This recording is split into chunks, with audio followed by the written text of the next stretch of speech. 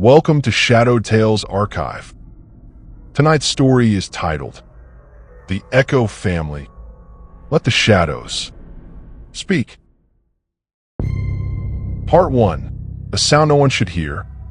I remember the moment it began, not with a scream or a shadow or some cliché door creaking in the dark. It began with a line of text. One buried entry in a retired government database I wasn't supposed to access, tucked deep inside an anonymized archive of military surveillance metadata. A mistake, probably, but a beautiful one. I was working contract hours for a data sanitation firm, paid to flag anything non-compliant in old federal logs, redact names, strip IPs, purge old cache.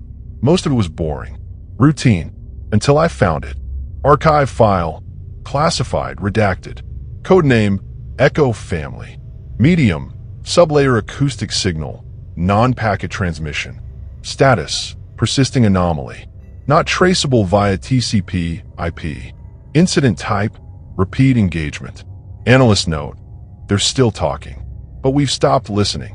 There was no attached file, no source IP, no timestamp, but I sat there, hands cold over the keyboard, rereading that last sentence. We've stopped listening. Something about that chilled me. Not in a horror movie kind of way.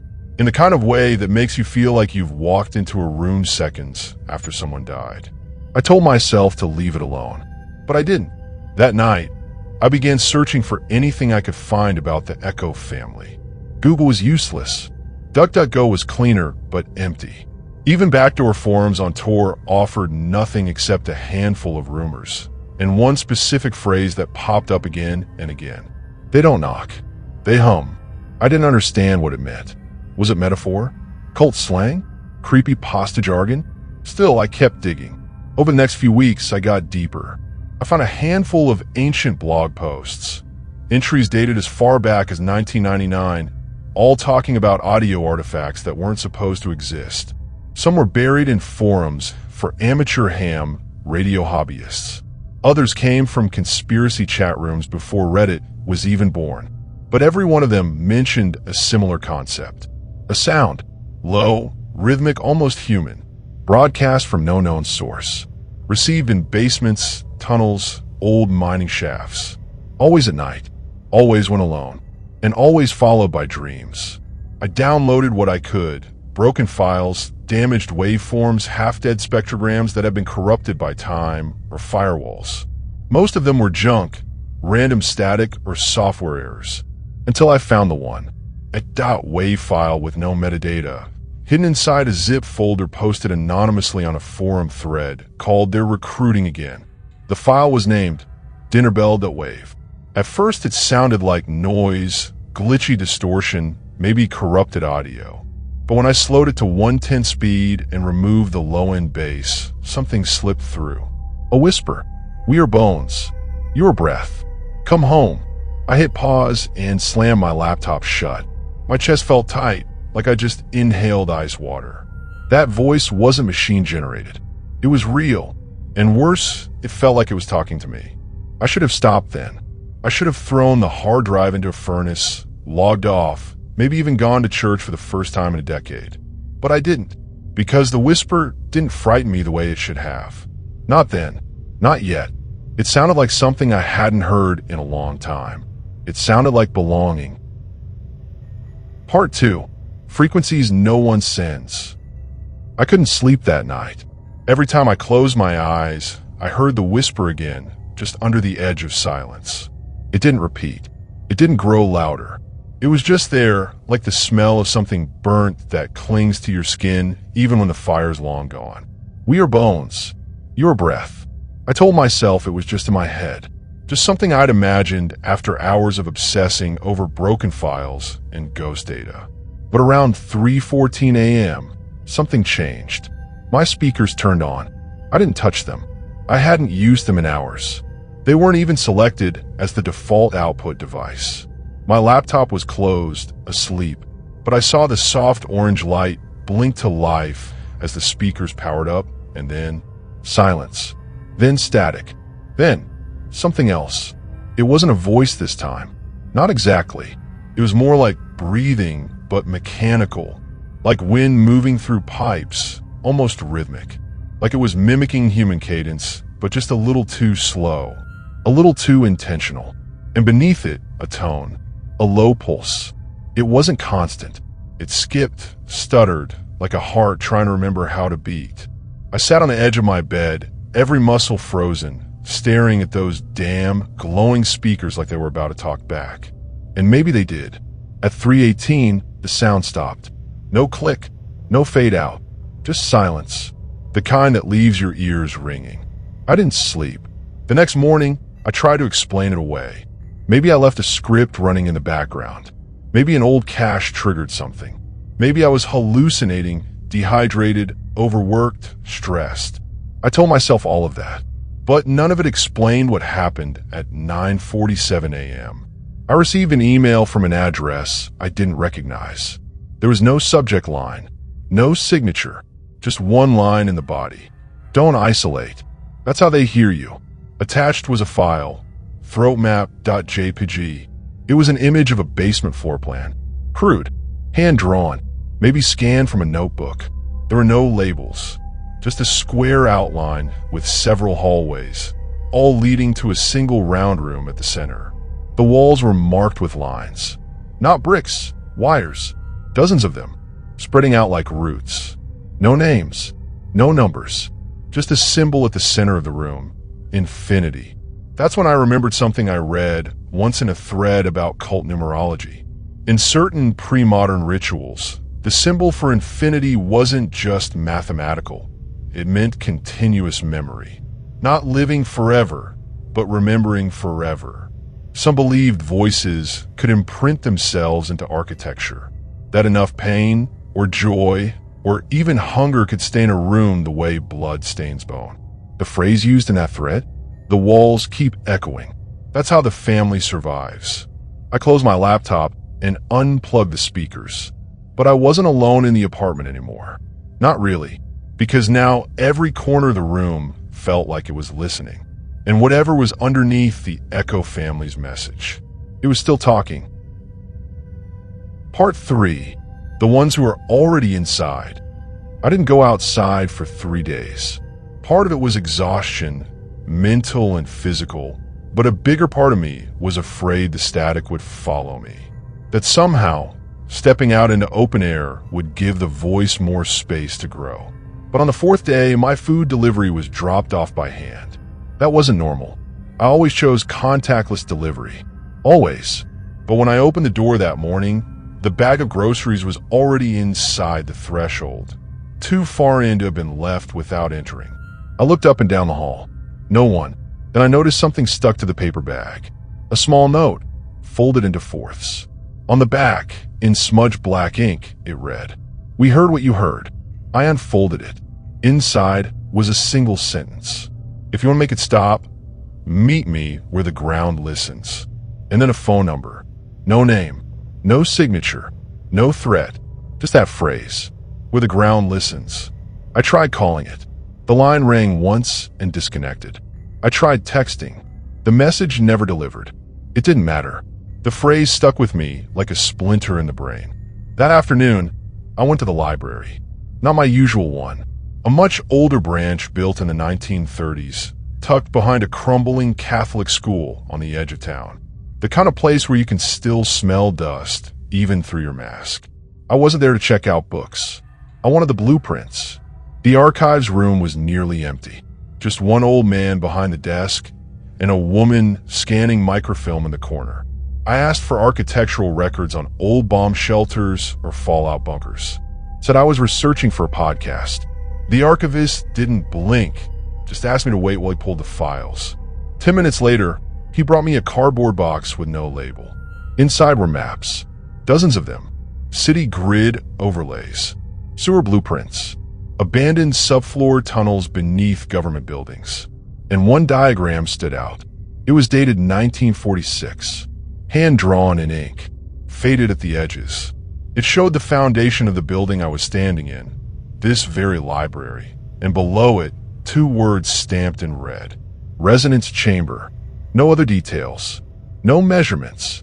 Just a small circular mark underneath the center of the building, connected to the foundation by a thin vertical shaft labeled voice line.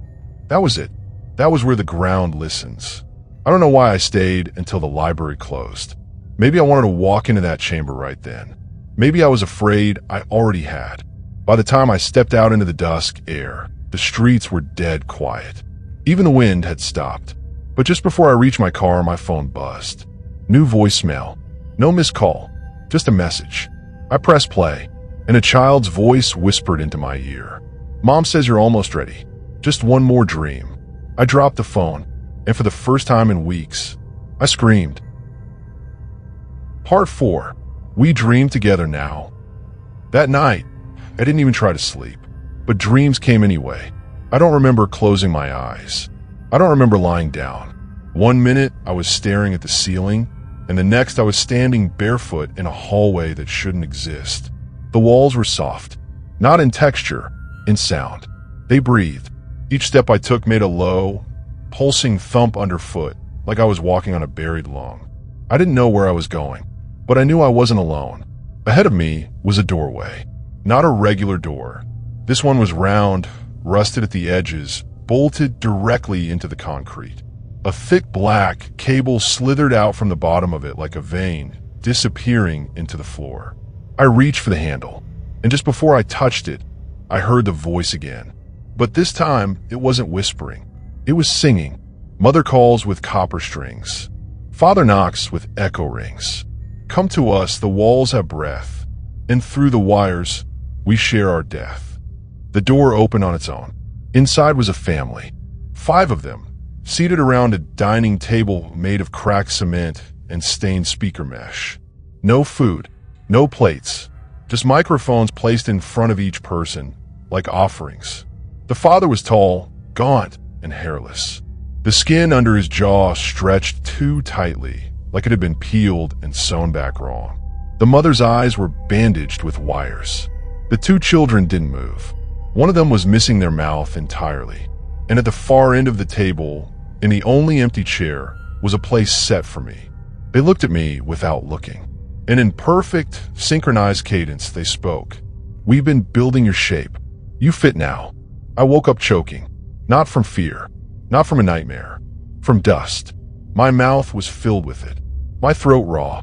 I coughed hard enough to pull something in my chest, stumbling to the bathroom mirror. My nose was bleeding.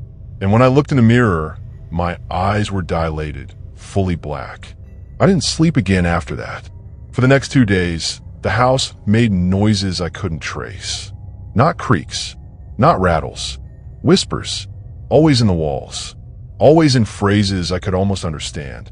She's not ready yet. One more pulse. Stay very still. Let her mold. I tried everything.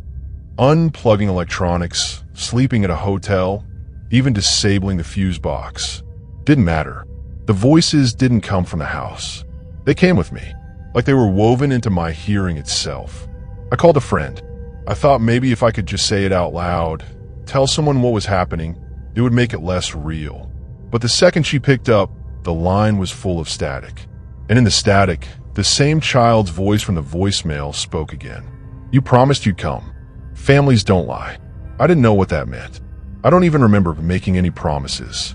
But somewhere, deep in a corner of memory, I hadn't looked at in years. I saw something I'd forgotten. A door. A real one. Round. Rusted. Buried in the basement of the group home where I grew up. And a voice on the other side, singing through the vents when we thought the house was empty. My hand started shaking, because I suddenly realized I had heard the Echo family before. Not on the internet. Not on my laptop. But in the dark, years ago, when I was still a child. And maybe, just maybe, I had answered. Part 5. We've been here before. The group home, where I grew up, was called St. Juniper's Shelter for Youth. It was technically shut down 10 years ago. Abandoned. Condemned. But I remember the layout like a muscle memory. Room by room, hallway by hallway. Especially the basement. I hadn't been back since I left at 17. I told people it was because I'd outgrown that part of my life. The truth? I'd been terrified. Not of the building. but of what I remembered hearing beneath it. Getting in wasn't hard. The front doors had been boarded up, but the side entrance still had a weak latch, and the security camera above it was long dead. The air inside was stale, moldy, like wet carpet and forgotten time.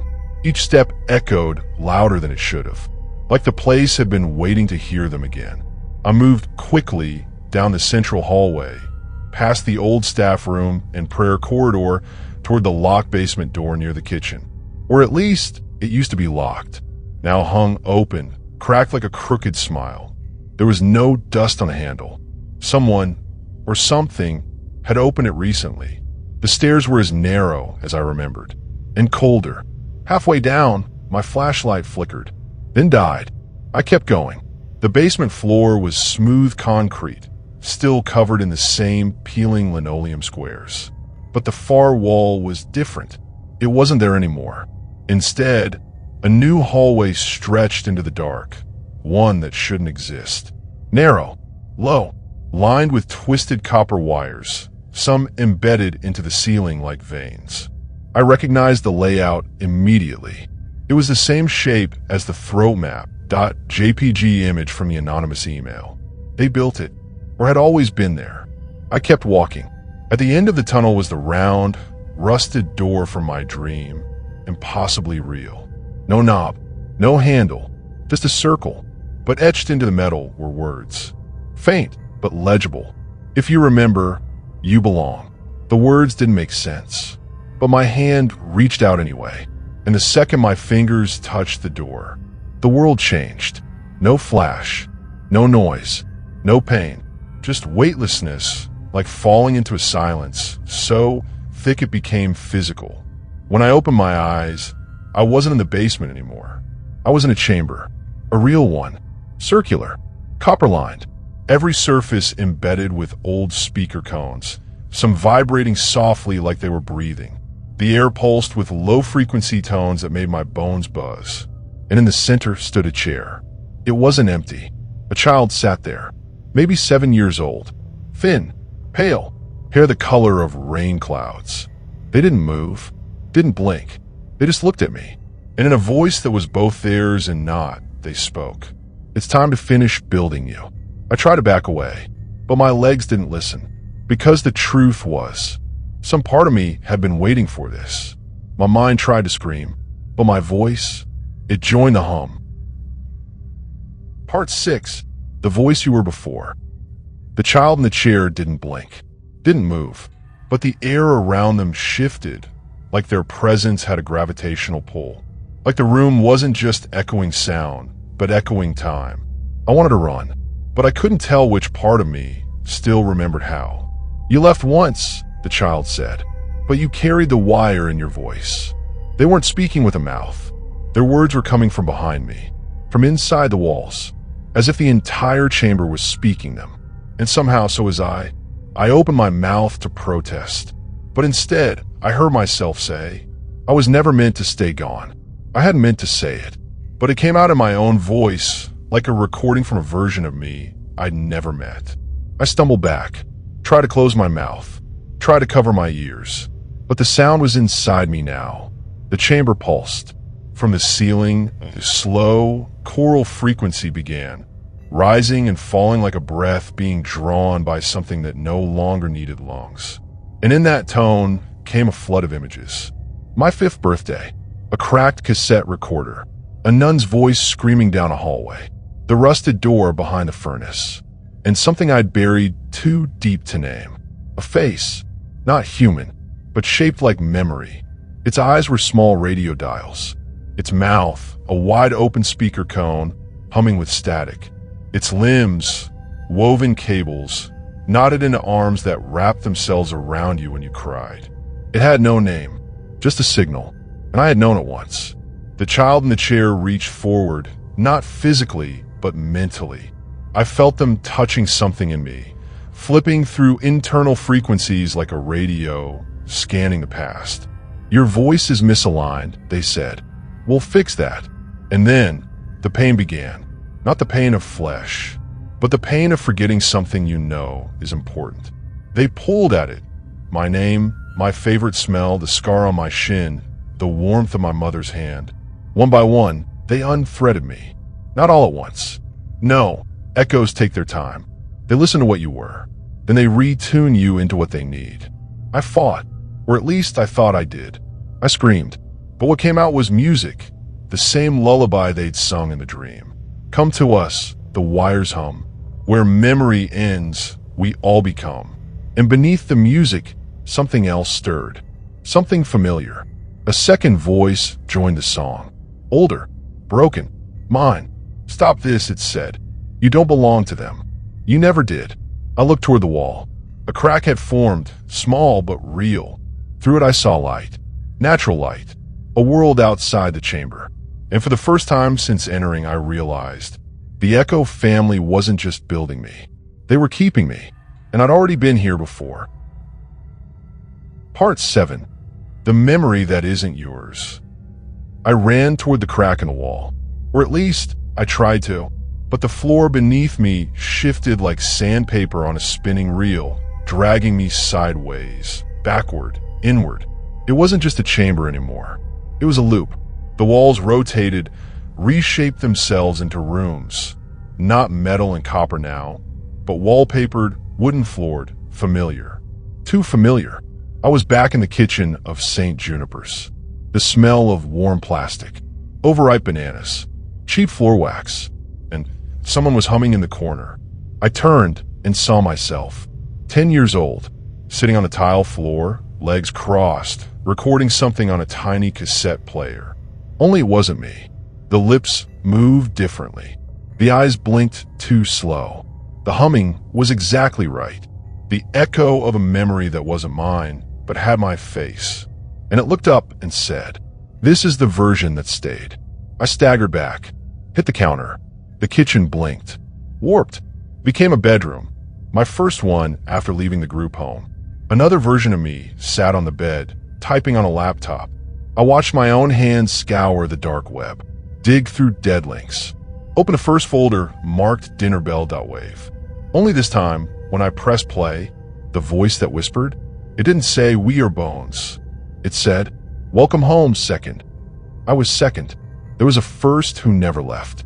There was a third being constructed in this very moment. And the Echo family had been recording all of us.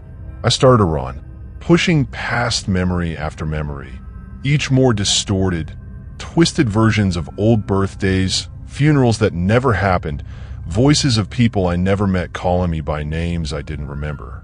The chamber had become a tape reel, spinning through false lives.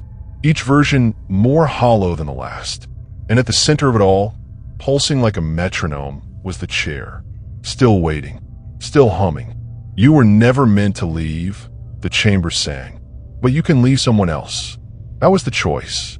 Stay and be erased, or sacrifice a version of me that still believed in the lie. A memory that had been molded, shaped, cloned, like an old voice tape looped too many times. I stepped toward the center, and I whispered, "Take the first." The room screamed, not with sound, with absence, like a vacuum collapsing inward, like the opposite of thunder.